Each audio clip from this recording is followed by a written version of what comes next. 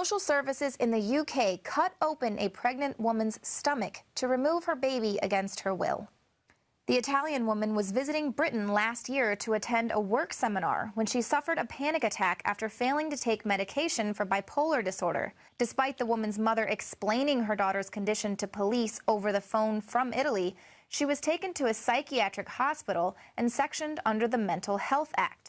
5 weeks later, while she was still being held against her will, Essex Social Services obtained a secretive court order for the birth to be enforced by a C-section. Social Services never consulted her family or authorities in her own country.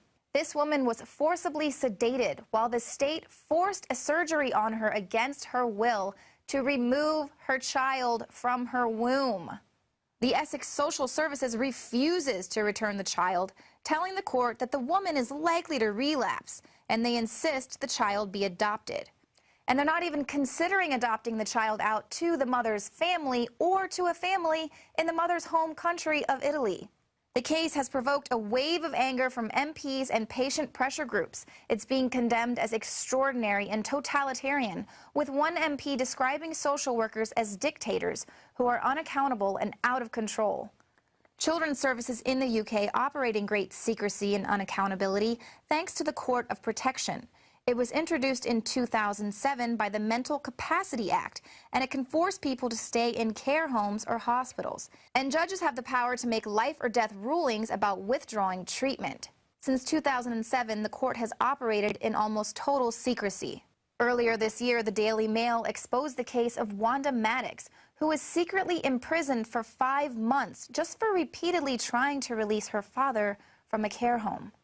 The totalitarianism of the social services is not unique to the UK. Here in the police state of America, parents are also being threatened with child welfare agencies if they refuse to comply with school demands. These 2 letters were sent to parents warning them they'd be reported to CPS for failing to make dental visits every 6 months. The law states that the health certificates can only be signed by medical staff who have been authorized by the state. So what does that mean for parents who might be anti-vaccine or who refuse to treat their children's teeth with toxic fluoride? The government has usurped the role of parent away from actual parents.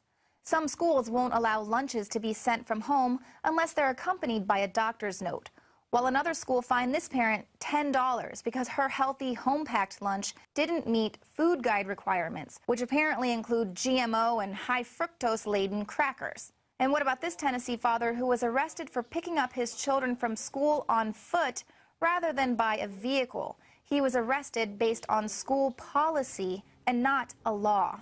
We've heard about the family in California who had to fight to get their child back from Child Protective Services after they dared to go for a second opinion. And then, of course, this Amish family who went into hiding in order to keep their daughter from forced chemotherapy, even though tests have shown that her cancer is gone.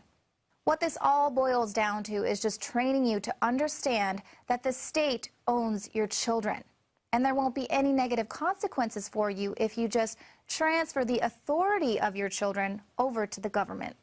And the federally mandated maternal, infant, and early childhood home visiting program that's rolled into Obamacare means that the state will perform home inspections at any time to ensure that you're complying with their version of health care. I'm Leanne McAdoo reporting for the Infowars Nightly News.